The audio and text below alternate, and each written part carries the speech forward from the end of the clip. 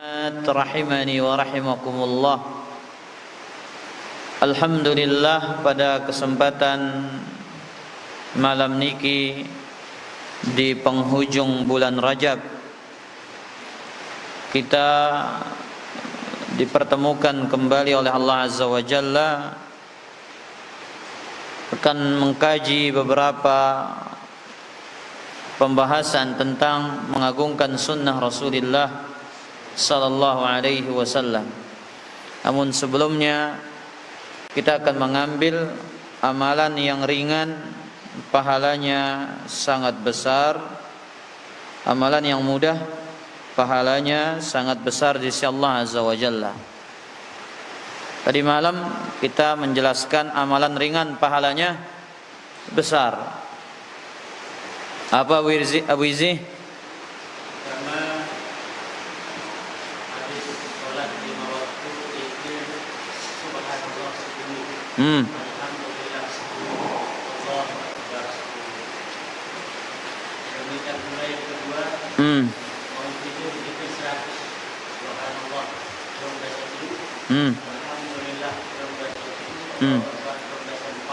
Baik.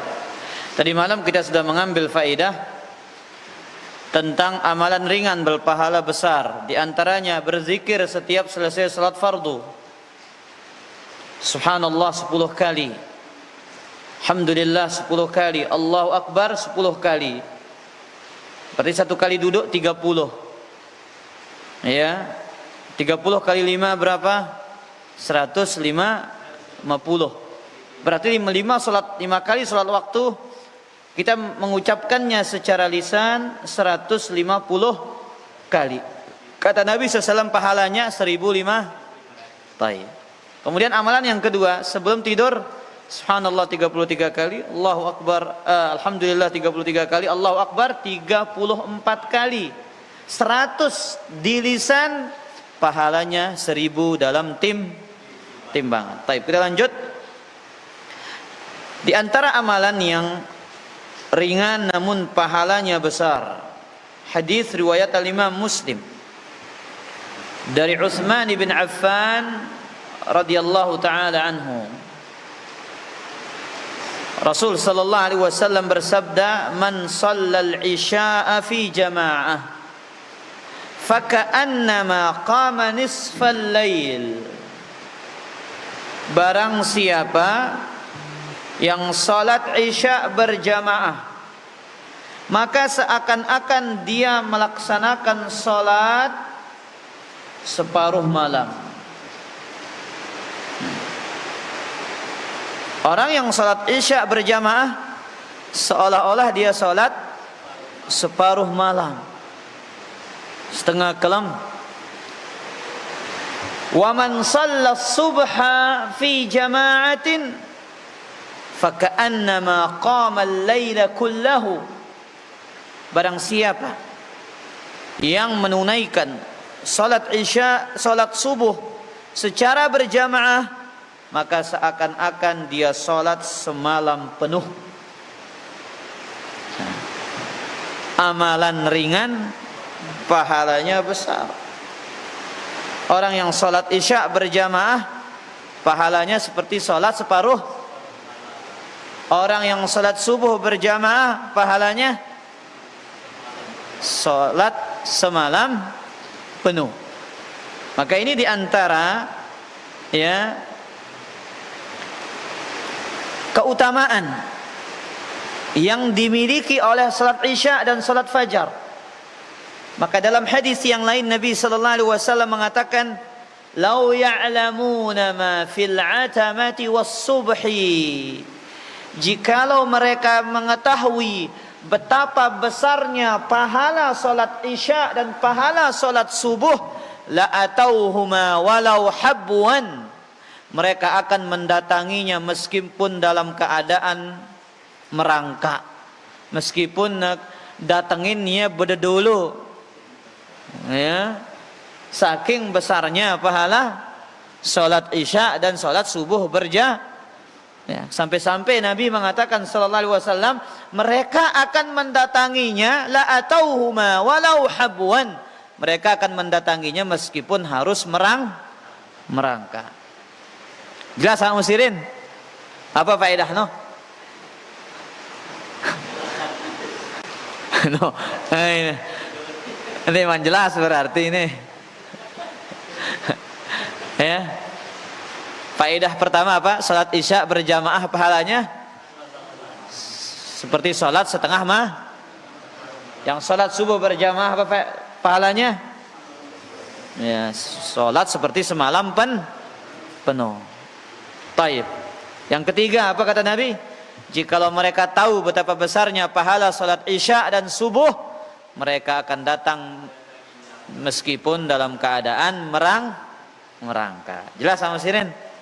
Taib. Kita lanjut kajian kita dari kitab pembahasan tentang mengagungkan sunnah. Pada pertemuan yang telah lalu kita membahaskan makna sunnah. Juga kita sudah membahas tentang hadis tentang makan dengan tangan kanan. Sekarang kita ambil hadis yang kedua. Wa an Abi Hurairah radhiyallahu anhu anna Rasulullah sallallahu alaihi wasallam naha an yushraba min fihi siqa. Nabi sallallahu alaihi wasallam melarang minum dari mulut kendi. Nabi SAW melarang minum dari mulut kendi. Apa nama kendi? Kekocor. Ya. Ya. Nabi SAW melarang minum dari mulut apa? Mulut kendi, mulut teko. Bahasa Indonesianya kendi atau teko. Bahasa kita, bahasa Sasak apa? Kekocor. Ceret. Itu dia. Para jamaah yang dimuliakan oleh Allah Azza wa Jalla. Kata Imam An-Nawawi rahimahullahu taala, wattafaqu ala anna an-nahya an ikhtinasiha nahyu tanzihin la tahrim. Kata Imam An-Nawawi, sepakat para ulama bahwasanya minum dari mulut kendi, dari mulut teko adalah larangan yang bersifat makruh, bukan larangan pengharaman. Larangan minum dari mulut kendi, mulut teko adalah larangan yang bersifat disebut dalam bahasa syariatnya tanzih. Ya. Bukan larangan karahatut tahrim, bukan larangan pengharaman. Taib. Kenapa dilarang ikhwatal iman azzani Allah wa iyyakum? Disebutkan dalam kitab Fathul Bari ada 3 alasan. Kenapa dilarang minum dari mulut kendi? Mulut teko, nginam langsung lengan. Ya, apa bahasa kita? Todok, kekocor. Ya, mulut kendi itu. Yang pertama kata para ulama, ya, karena kemungkinan ada serangga atau hewan lain yang masuk ke dalam air yang ada dalam kendi tersebut, ya, sehingga dia tidak sadar minum, kemudian masuklah serangga itu ke dalam mulutnya. Ini yang pertama. Jadi larangan yang pertama kaitannya dengan dikhawatirkan di dalam teko itu ada hewan serangga yang berbahaya yang masuk, sehingga ketika dia minum tanpa sadar langsung masuk ke dalam tubuhnya dan berbahaya bagi kesehatan. Yang kedua, ya, kata Al-Hafidz Ibnu Hajar, larangan tersebut dikhususkan bagi orang yang bernafas di dalam bejana. Ya. Larangan itu juga berlaku bagi orang yang bernafas di dalam bejana. Baik, para jamaah yang dimuliakan oleh Allah. Sehingga masuklah air liur atau yang lainnya, sehingga akan mencampur air yang ada di dalam kendi tersebut, sehingga orang yang minum setelahnya tidak mau untuk meminum darinya. Ya, diminum dari mulut kendinya para jamaah. Ya, masuklah air liurnya, kemudian menjadikan orang yang minum setelahnya tidak mau. Makanya Nabi sallallahu alaihi wasallam dalam hadis riwayat Imam Al-Bukhari, naha an yutanaffasa fil ina. Nabi sallallahu alaihi wasallam melarang bernafas ketika meminum dari bejana. Balak nita ya beriak ketika minum dari bejana. Alasan yang ketiga disebutkan oleh Imam Ibnu Hajar, orang yang minum dari mulut kendi terkadang ya ketumpahan air, sehingga air yang mengalir lebih banyak daripada yang dibutuhkan. Ketika dia minum dari mulut kendi, tanpa sadar terlalu banyak air yang masuk daripada yang dia butuhkan, sehingga dia tersedak. Atau bahkan sebagian para ulama menyebutkan bisa jadi itu menjadikan ya memutuskan urat-urat yang tipis yang ada di kerongkongannya. Nah, ini dia alasan-alasan kenapa dilarang minum langsung dari mulut kendi. Disebutkan oleh Al-Hafidz Ibnu Hajar rahimahullahu taala. Baik. Para jamaah yang dimuliakan oleh Allah. Kemudian dikatakan oleh Al-Hafidz Ibnu Hajar, beliau mengatakan dalam Fathul Bari, qultu wa lam ara fi syai'in min al-ahadits al-marfu'ah ma yadullu 'ala al-jawaz illa min fi'lihi sallallahu alaihi wasallam wa ahaditsun nahyi kulluha min qawlihi fahiya arjahu idza nadarna ila illatin nahyi an dzalik. Beliau mengatakan, aku tidak mendapatkan satu hadis yang marfu yang menunjukkan kebolehannya dari perbuatan beliau sallallahu alaihi wasallam. Ya, tidak ada yang menunjukkan kebolehannya dari hadis yang datang dari Nabi SAW kecuali dari perbuatan Nabi SAW. Adapun hadis-hadis yang melarang merupakan ucapan sabda langsung yang datang dari Nabi SAW, maka larangan itu lebih kuat karena datang dari apa? Langsung ucapan Rasulullah sallallahu alaihi wasallam. Baik. Kemudian beliau mengatakan, wa yu'ayyiduhu anna ahaditsal jawazi kullaha fiha anna al-qirbah kanat mu'allaqah wa syurbu min al-qirbatil mu'allaqah akhassu min asy-syurbi min mutlaqil qirbah. Ada hadis yang membolehkan, semuanya menjelaskan boleh minum dari kendi yang digantung. Ya. Jadi dahulu orang-orang Arab, para jamaah yang dimuliakan oleh Allah, mereka membuat qirbah itu terbuat dari kulit. Ya, terbuat dari apa? Dari kulit. Mereka simpan air di dalamnya. Sekarang kan kita pakai aluminium, pakai tanah liat kita membuatnya. Nah, dahulu mereka menggantungnya di atas. Kemudian yang diletakkan di bawah itu yang dilarang diminum, kata Ibnu Hajar. Tapi kalau yang digantung, maka ini hukumnya boleh.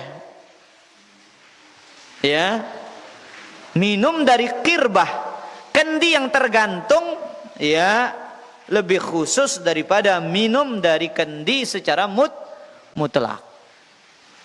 Berarti para jamaah yang dimuliakan oleh Allah, Al-Hafidz Ibnu Hajar menjelaskan bahwasanya ada dua hadis yang bertentangan. Ada hadis yang menunjukkan boleh dan ada hadis yang melarang. Hadis yang menunjukkan yang membolehkan minum dari mulut kendi itu apabila ya, kendi-kendi yang digantung di masa itu. Ya, di masa orang-orang dahulu di zaman Nabi sallallahu alaihi wasallam. Nah, sekarang berarti boleh minum dari mulut kendi ya atau teko, bahasa kita kekocor, jika dalam keadaan tergantung. Tapi hukum asalnya tetap makruh. Nah, bagaimana kita minum dari mulut botol? Ya. Boleh apa tidak? Botolnya misalkan transparan seperti ini ya. Botolnya transparan. Kalau dulu kan kendi itu tidak transparan, para jamaah, terbuat dari kulit. Nah, bagaimana hukumnya? Hukum asalnya adalah apa? Hukum asalnya adalah makruh. Ya, hukum asalnya adalah apa? Makruh. Karena 3 illah tadi. 3 alasan tadi. 1, kenapa? Ya, siapa tahu ada serangga. Tapi kalau ini kan transparan, aman sudah. Yang kedua, ini yang kedua, bisa saja terjadi apa ikhwatal iman? Ya, dia bernapas. Ya, dia bernapas di dalam bejana tersebut, dalam botol itu, sehingga menjadikan orang yang minum setelahnya tidak mau. Yang ketiga, ya, sehingga yang lebih banyak air yang masuk ke dalam mulutnya daripada yang dia butuhkan, dan itu bisa menjadikan urat-urat yang tipis yang ada pada kerongkongannya bisa terputus. Tapi kalau kita minum misalkan tidak tertutup dengan rapat, boleh, namun hukum asalnya adalah makruh. Taib. Kemudian kita baca hadis berikutnya. Afwan, qala Ayyub fa unbi'tu anna rajulan shariba min fihi siqa fa kharajat hayyatun. Berkata Ayyub rahimahullah, aku diceritakan ada seseorang yang minum dari mulut kendi, tiba-tiba keluarlah ular. Kenapa? Lelaki ini, ikhwatal iman azzani Allah wa iyyakum, dia ingin menentang hadis Nabi SAW. Ya, Nabi SAW melarang minum dari mulut kendi. Namun lelaki ini tetap mau minum dari mulut kendi. Ayyub, salah seorang tabi'in, menceritakan tentang kisah ada seorang lelaki yang tiba-tiba berusaha melawan hadis Rasulullah SAW yang mulia ini. Berusaha ingin menentang sunnah Nabi SAW yang mulia ini. Apa sunnah itu? Larangan minum dari mulut kendi. Dia minum dari mulut kendi, tiba-tiba keluarlah seekor ular. Nah, maka ikhwatal iman azzani Allah wa iyyakum, ya hukum asalnya adalah makruh. Tapi kalau memang seperti misalkan botolnya transparan, kemudian kita yang minum sendiri, tidak ada orang yang minum bersama kita, maka hukum asalnya adalah dimakruhkan. Tapi kalau tidak ada yang minum yang lain, ya kita sendiri yang minum, maka hukumnya adalah diperbolehkan. Wallahu ta'ala a'lam. Wa an Abi Hurairah radhiyallahu anhu, dari Abu Hurairah radhiyallahu anhu, an Rasulillah sallallahu alaihi wasallam qala bainama rajulun yatabakhtaru fi burdain. Ketika seorang lelaki berjalan penuh kesombongan dengan pakaiannya yang indah, khasafallahu bihil arda fahuwa yatajaljalu fiha ila yaumil qiyamah. Kata Nabi sallallahu alaihi wasallam, ketika ada seorang yang berjalan dengan sombong, memakai pakaian yang indah, fahuwa yatajaljalu, khasafallahu bihil ard fahuwa yatajaljalu fiha ila yaumil qiyamah. Allah tenggelamkan dia ke dalam dasar bumi, kemudian ia akan terus berada di dalamnya sampai datang hari kiamat. Lihat ikhwatal iman, orang yang sombong berjalan menggunakan pakaiannya yang bagus. Ini juga tidak boleh. Sombong dengan pakaiannya yang indah. Ya. Maka disebutkan dalam riwayat hadis ini, faqala lahu fata. Ada seorang pemuda mengatakan kepada Abu Hurairah ketika mendengar hadis ini, "Ya Abu Hurairah, wahai Abu Hurairah, ahakadha kana yamshi dhalikal fata alladhi khusifa bihi?" Begini enggak cara jalannya pemuda yang ditenggelamkan ke dalam bumi itu, katanya. Yang ngelangkah hangat para jamaah. Dia meniru. Ya. Dia ingin berusaha apa? Mengolok-olok hadis Rasul sallallahu alaihi wasallam. Nabi SAW mengatakan, seorang lelaki dia berjalan dengan pakaian yang indah penuh kesombongan. Allah tenggelamkan dia ke dalam bumi, dia akan terus berada di dalam bumi sampai datangnya hari kiamat.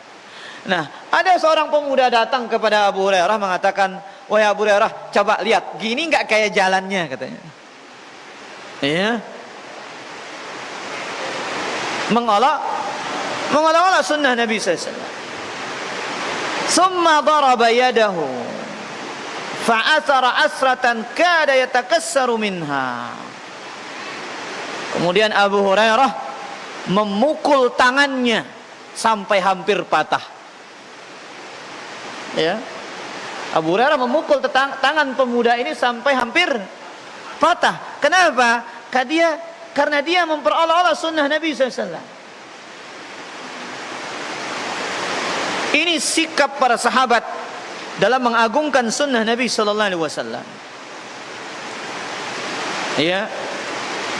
Bagaimana kecintaan para sahabat terhadap sunnah Rasul alaihi salatu wassalam.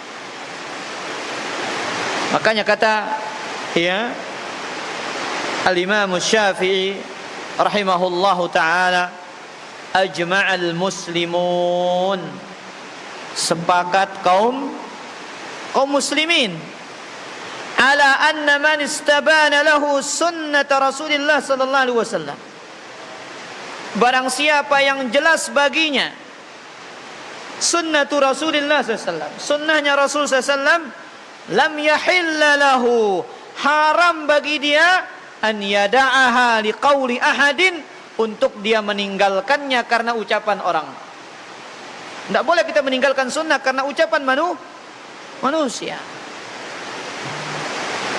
Makanya Abu Hurairah radhiyallahu ta'ala anhu bersikap tegas kepada lelaki ini. Dia berusaha ingin meniru, coba bagaimana rupanya lelaki itu berjalan kayak gini apa enggak, katanya. Kemudian Abu Hurairah memukul tangannya dengan pukulan yang keras sampai hampir patah. Nah, inilah sisi tentang bagaimana seorang muslim mengagungkan sunnah Rasulullah sallallahu alaihi wasallam. Sebuah cerita para jamaah disebutkan ya di dalam kitab Ar-Risalah oleh Al-Imam Syafi'i dari Abu Hanifah Ibnu Sammak, bahwasanya Nabi sallallahu alaihi wasallam mengatakan, man qutila lahu qatil, barang siapa yang terbunuh dari keluarganya, fahuwa bi khairin nadharain, dia di antara dua pilihan. In ahabba akhadha al-aql wa in ahabba falahu qud. Jikalau dia ingin mengambil diat, dia mengambil diat. Jikalau dia ingin mengambil qisas, dia mengambil qisas. Jadi ikhwatal iman, kalau kita misalkan punya keluarga terbunuh, kata Nabi SAW, kita punya dua pilihan. Kita katakan kepada orang yang membunuh, kamu juga harus dibunuh. Atau kita mengatakan, kamu bayar diat, denda. Berapa? 100 ekor onta. Qala Abu Hanifah, qultu libni Abi Dhi'ib. Abu Hanifah yang meriwayatkan hadis ini mengatakan kepada salah seorang ulama yang bernama Ibnu Abi Dhi'b, "Ata'khudhu bihadzal hadis ya Abul Harith?"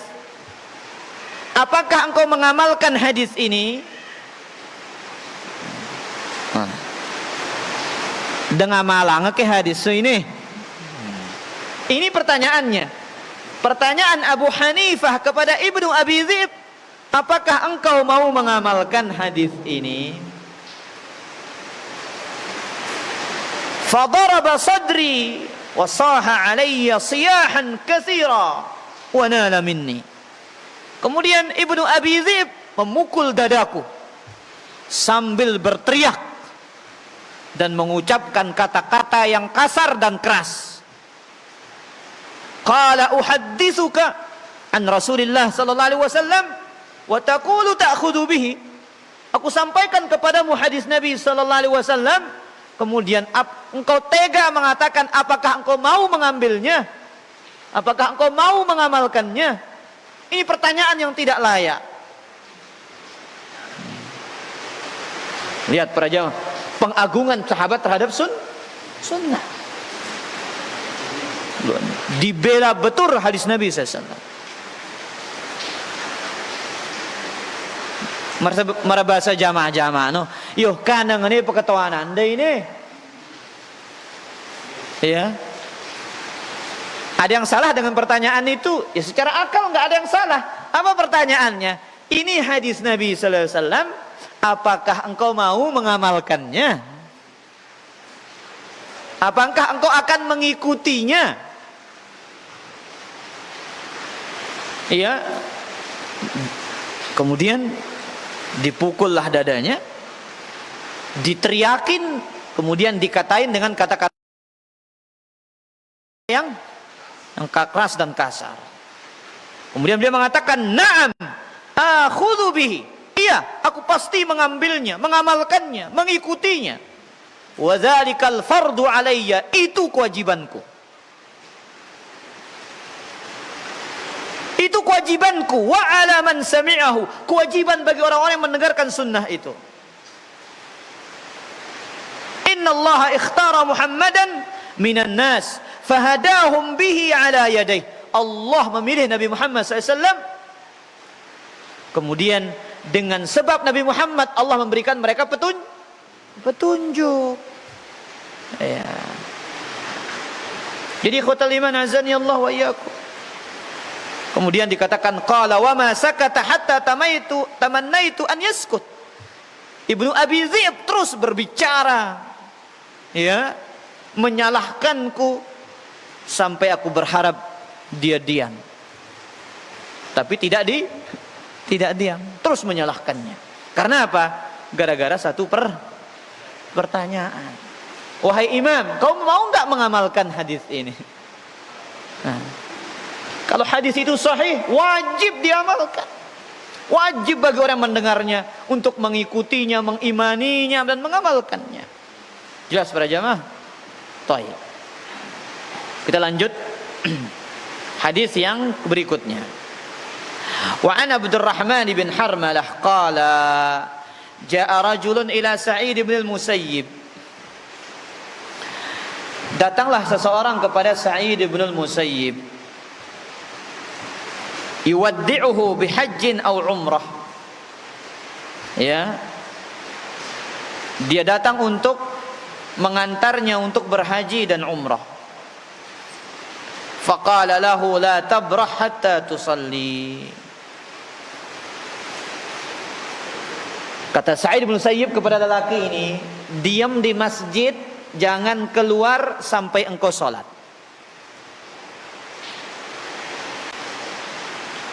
Apa katanya? Diam di masjid sampai engkau menunaikan sholat. Kata Sa'id bin Musayyib kepada lelaki yang datang mengantarnya untuk berhaji. Fa inna Rasulullah SAW yaqul, aku mendengar Nabi SAW bersabda, la yakhruju ba'da nida'i minal masjid illa munafiq.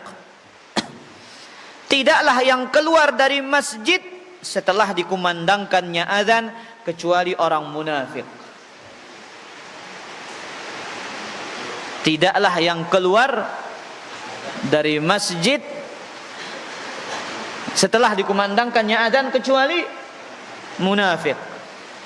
Illa rajulun, kecuali ada seseorang, akhrajathu hajatun, dia keluar dari masjid karena ada hajat, yuridu ar-raj'ata ilal masjid, kemudian dia ingin kembali lagi ke masjid. Perhatikan para jamaah yang dimuliakan Allah. Hadis ini menunjukkan tentang satu hukum. Apa hukum itu? Larangan keluar dari masjid setelah dikumandangkannya azan. Karena apa? Itu ciri-cirinya orang munafik zaman dulu. Lihat kata Nabi, la yakhruj minal masjid ba'da nida illa munafik. Tidaklah yang keluar dari masjid setelah dikumandangkannya azan kecuali seorang munafik. Para jamaah yang dimuliakan oleh Allah Azza wa Jalla, sebelum kita lanjut hadis ini, para ulama membahas suatu hukum. Apa hukum orang yang keluar dari masjid setelah dikumandangkannya azan namun dia tidak ingin kembali lagi? Ya, misalkan ada teleponan, ada barang bagus sini, cepat diambil. Ditelepon ya sama temannya, udah azan, dia duduk di masjid, lagi zikir Pak jamaah, lagi berdoa, datang HP-nya berdering, assalamualaikum Pak, ini ada barang bagus ini, tolong segera diambil, kalau tidak nanti diambil sama orang lain. Oh iya, tunggu, langsung pergi tanpa ingin kembali atau tanpa ingin sholat di masjid yang lain. Ada dua pendapat para ulama hukumnya. Yang pertama, yukrahu al-khuruju minal masjid ba'dal adzan, dimakruhkan keluar dari masjid setelah dikumandangkannya azan, illa bi'uzrin, kecuali ada uzur. Ini mazhab Hanafiyah, Malikiyah, Syafi'iyah. Apa hukumnya? Makruh.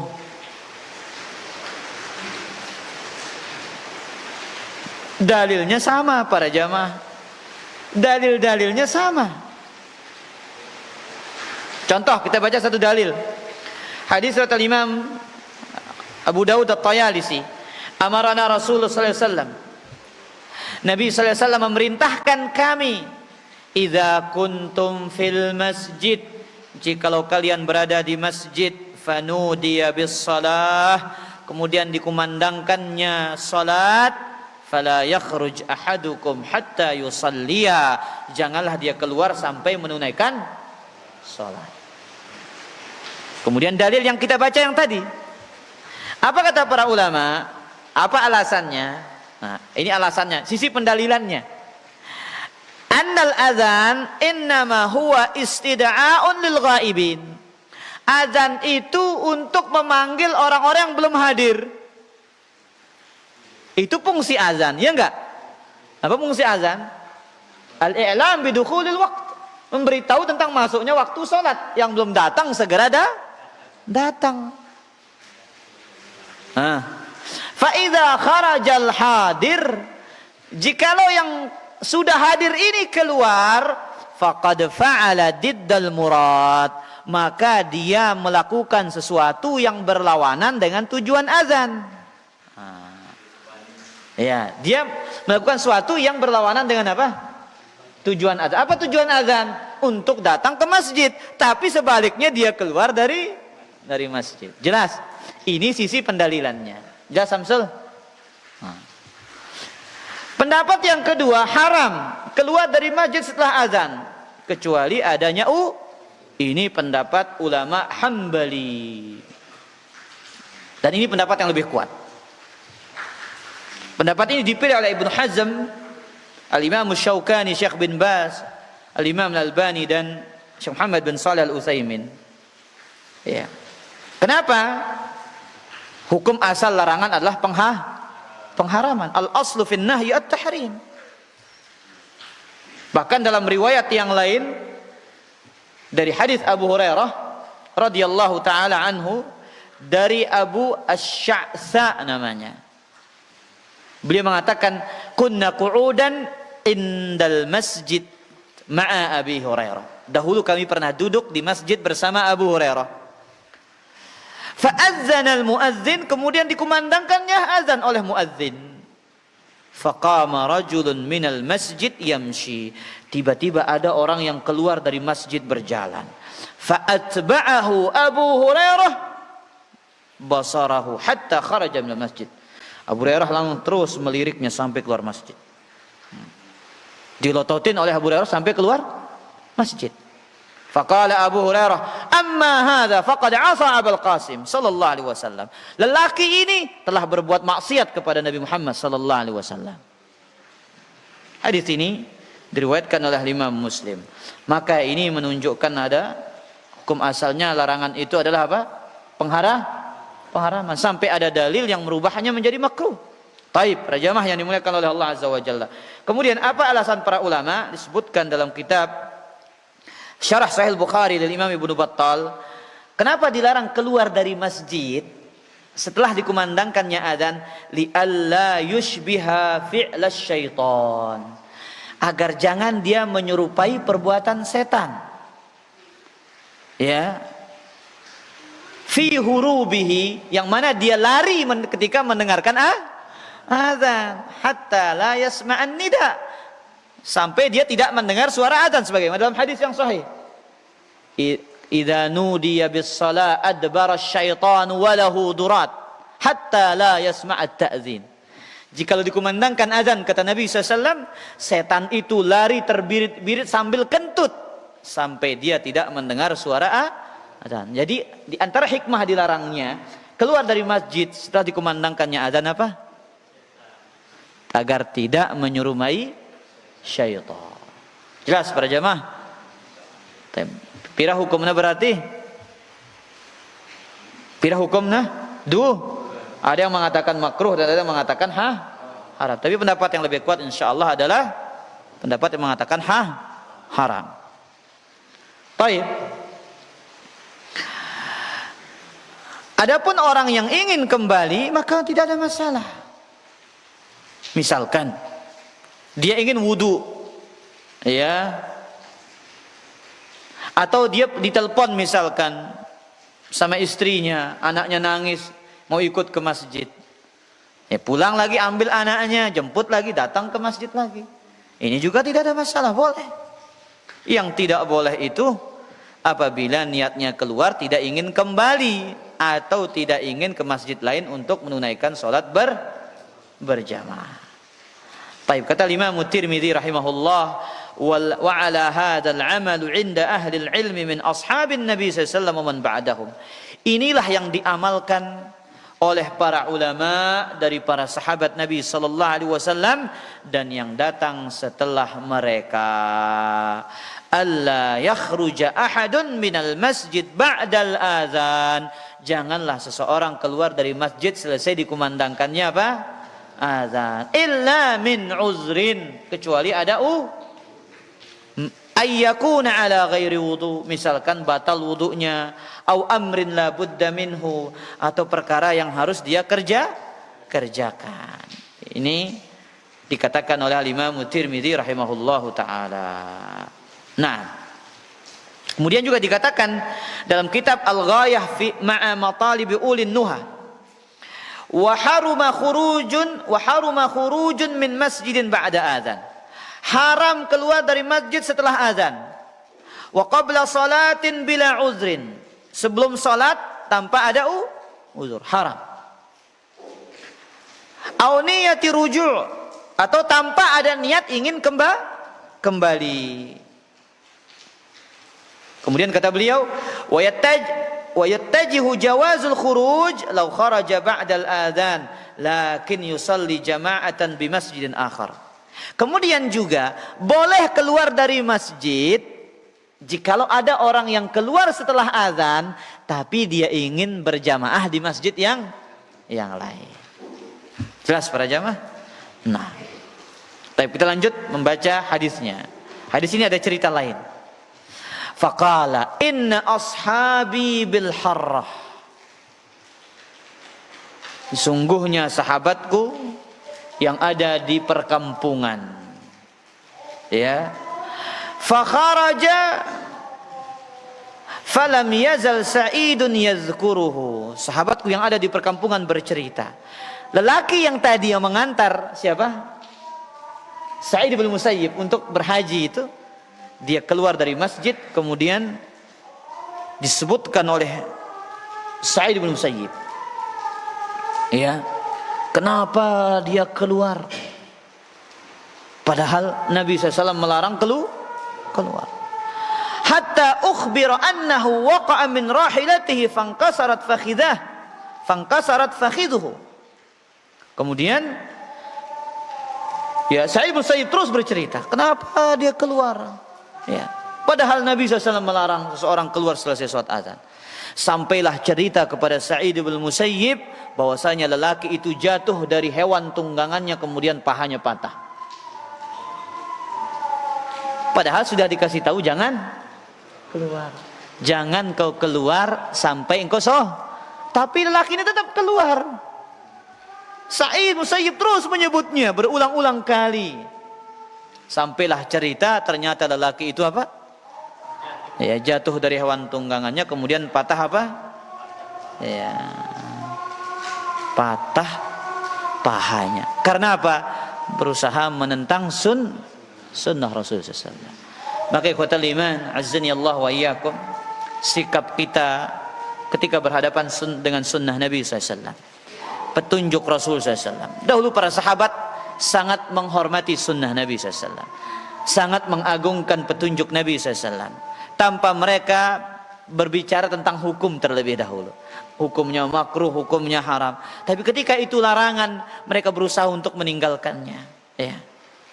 Ya. Maka jangan pernah kita berusaha untuk congkak, untuk sombong, untuk menentang sunnah Nabi SAW. Padahal kita tahu itu adalah sunnah yang sabit, sunnah yang sahih.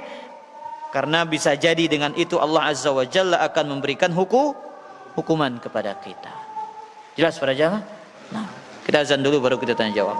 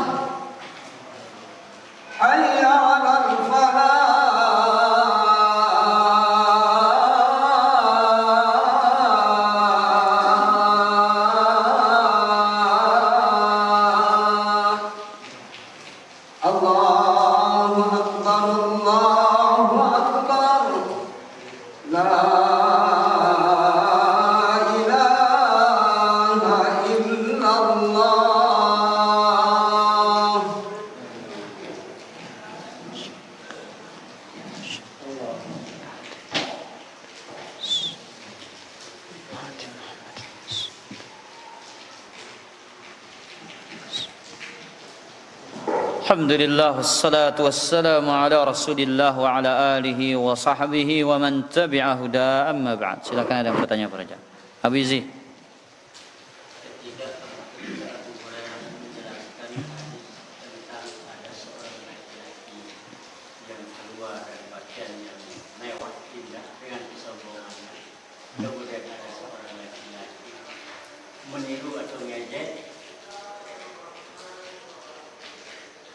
Cara berjalan. Ya, mencontohkan cara berjalan. Terus orang yang menjalani. Terus makin ini kan karena cuma aduh sunnah baik. Jadi ini bapak nama nasi kemudian makin campur ketodok. Sih datang ada yang mungkin sih kau besar. Baik. Para jamaah yang dimuliakan oleh Allah, tentang kisah Abu Hurairah yang tadi.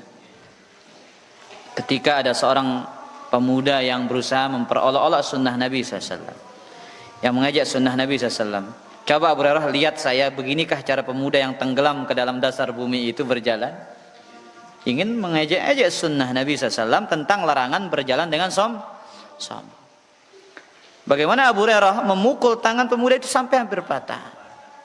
Jadi tentu ini menunjukkan ikhwatal iman azani Allah wa iyyakum, bagaimana para sahabat dulu kecintaan mereka yang begitu besar kepada Nabi SAW, dan mereka wujudkan dalam kecintaan mereka terhadap sunnah. Kemudian di antara bentuk mereka membela Nabi SAW, membela sunnah Nabi SAW adalah dengan membelanya ketika ada orang-orang yang memperolok-oloknya dan mengejeknya. Pada saat itu ketika sunnah itu jaya, ya, di zaman itu sunnah masih berjaya, perkara-perkara bid'ah masih sangat sedikit. Namun sekarang dan terbalik ikhwatal iman, ketika banyaknya perkara-perkara baru dalam agama ini atau disebut dengan bid'ah ini, itu yang lebih tersebar daripada sunnah Rasulullah SAW, sehingga cahaya sunnah itu redup dan orang-orang yang berada di atas sunnah itu menjadi lemah. Ya. Maka yang seharusnya memberikan pelajaran siapa? Para pemimpin. Ya, mereka lebih berhak untuk melakukannya. Adapun secara perorangan, maka ini akan bisa menimbulkan fitnah. Bahkan mengatakan tuh, lihat, ya, dakwah sunnah itu terlalu Ini sekarang cukup dengan menyampaikan hukum saja dikatakan keras para jamaah. Ya, padahal sekedar menyampaikan hukum, tegas berbicara halal, haram, ini sunnah, ini enggak sunnah, ini syirik, ini tauhid, dikatakan apa? Keras. Nah, Allah Ta'ala a'lam.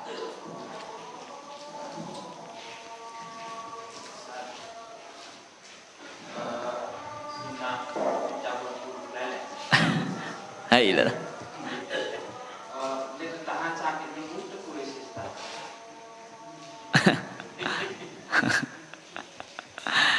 Jadi pertanyaannya,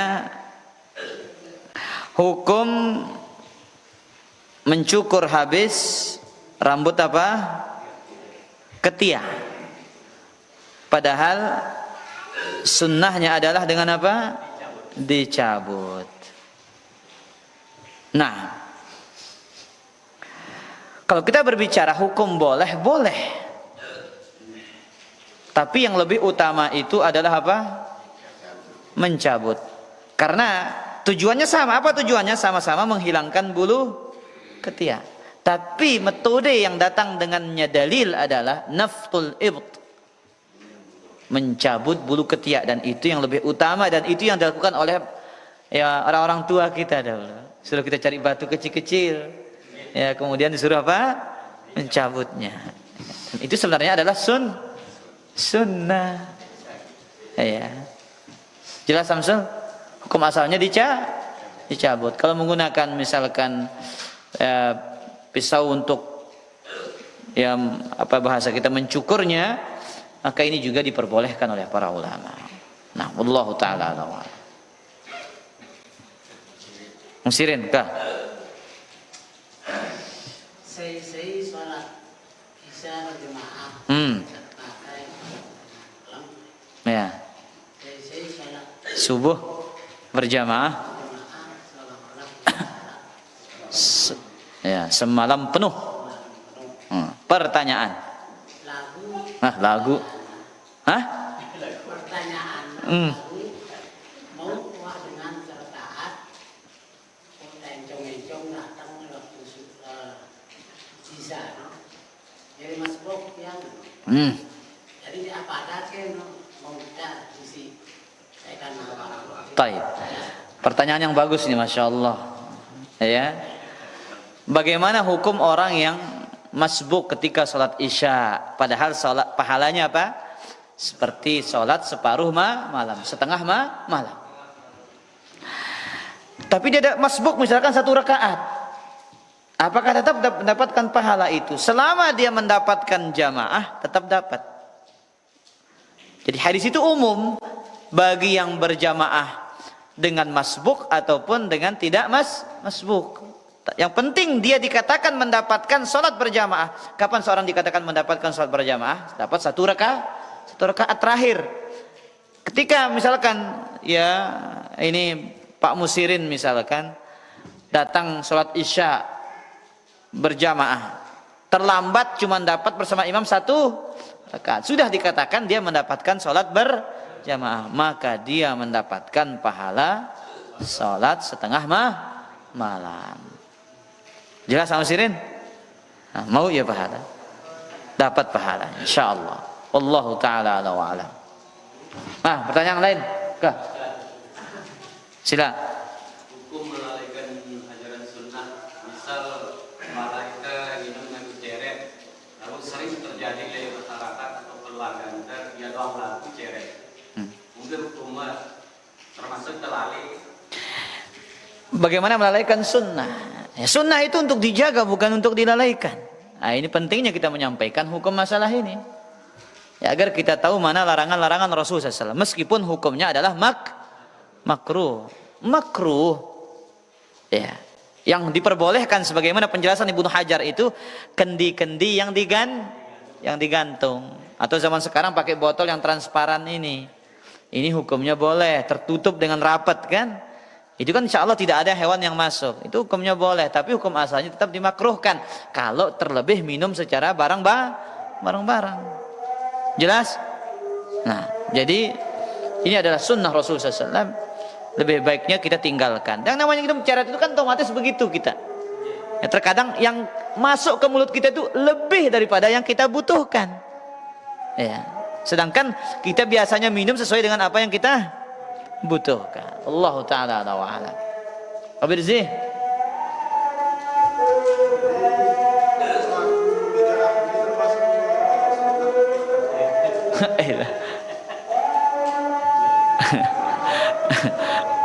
Para jamaah yang dimuliakan oleh Allah Azza wa Jalla, orang-orang yang jatuh ke dalam perkara bid'ah, ya, entah mungkin karena kejahilan atau tidak memahami sunnah. Orang yang tidak paham sunnah kemungkinan besar akan jatuh ke dalam perkara bid'ah. Jadi kita tidak bisa mengatakan orang yang melakukan bid'ah itu mengolok-olok sunnah. Tidak bisa. Ya, tidak bisa kita memastikan orang yang melakukan bid'ah apa? Memperolok sunnah. Bisa jadi tidak melakukannya karena syubhat. Iya. Karena sebagaimana kata Syekh Husain Al-Jizani dalam kitabnya Qawaid fi Ma'rifatil Bid'ah itu, kaidah-kaidah mengetahui bid'ah itu, tidak ada ahli bid'ah kecuali mereka berdalil atas perbuatan bid'ah mereka. Tidak ada ahli bid'ah melainkan mereka punya dalil atas perbuatan bid'ah mereka. Karena mereka yakini itu ibadah. Karena mereka meyakini itu ketaatan. Sehingga itu yang mendorong mereka melakukannya.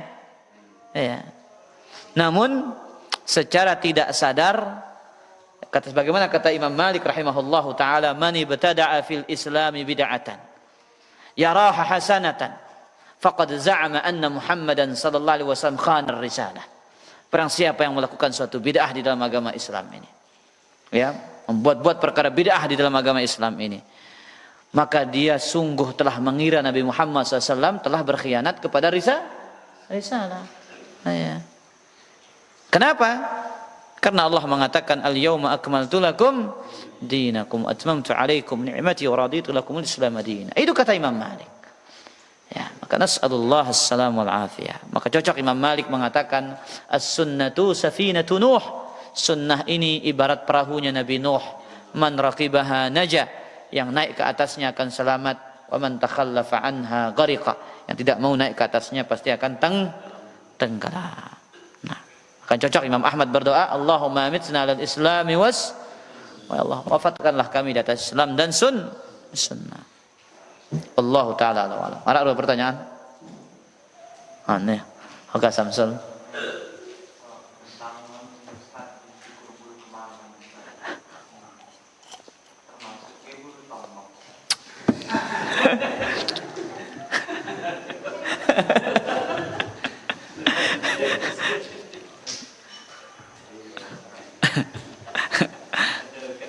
Iya, termasuk kemaluan apa enggak itu?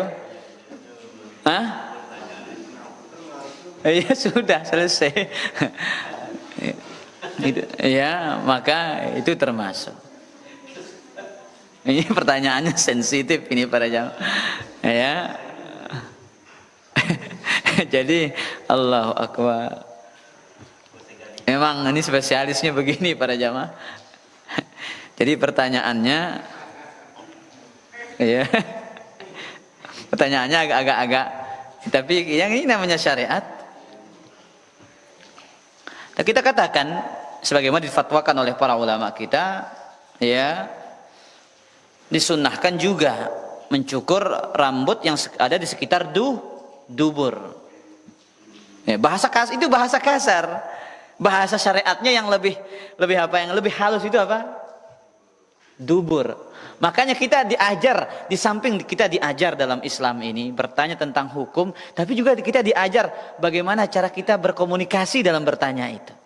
Ketika pertanyaan sensitif Abu Miqdad, bahasakan dengan bahasa yang sensitif. Jangan terlalu vulgar. Karena kita diajar cara berkomunikasi juga oleh dalil ini. Jelas Abu Miqdad? Jadi Abu Miqdad membahasakannya dengan bahasa yang terlalu vulgar. Maka tidak enak saya baca dia pertanyaannya. Jadi saya bahasakan bagaimana hukum mencukur rambut yang tumbuh di sekitar dubur. Itu bahasa yang pas. Kita ingat hadis tentang sahabat yang ini kita sedikit bagaimana agama Islam mengajarkan apa? Fikih berkomunikasi, cara berbicara dalam agama ini.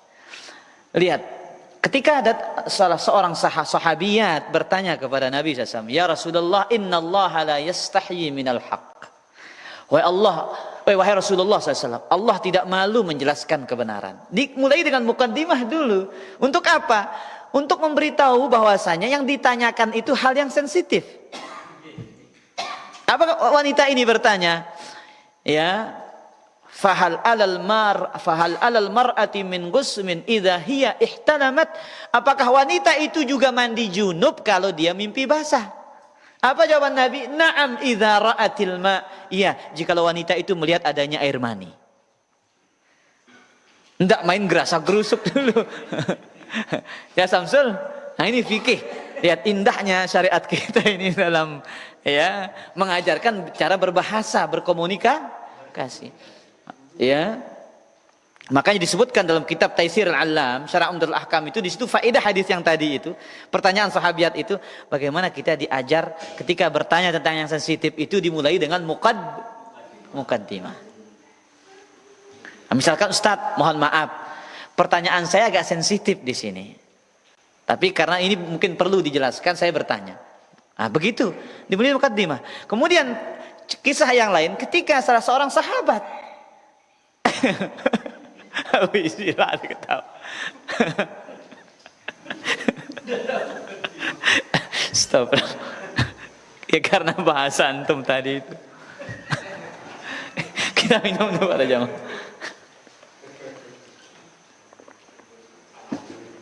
Baik. Kisah yang lain. Sahabat ini datang kepada Nabi SAW. Kisah ini tentang bayar apa? Bayar kafarah. Menggauli istrinya di siang bulan Ramadan. Lihat Samsul, bagaimana bahasa sahabat ini yang halus berbahasa dengan kinayah.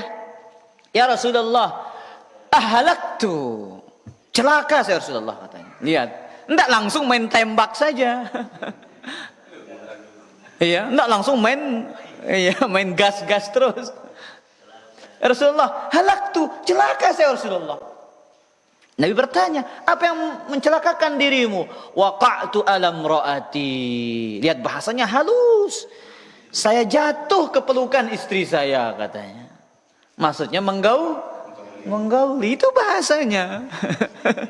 Jangan dibahasakan dengan yang vulgar. Jadi kita kembali pertanyaan Abu Mikdad yang terlalu vulgar tadi. Ya, bagaimana hukum mencukur rambut yang tumbuh di sekitar dubur? Ini sama, kata para ulama, mislu sya'ril anah, seperti apa? Mencukur rambut kemaluan. Nah, Allahu taala a'la wa alam. Demikian mungkin kajian kita pada kesempatan malam ini, mudah-mudahan bermanfaat.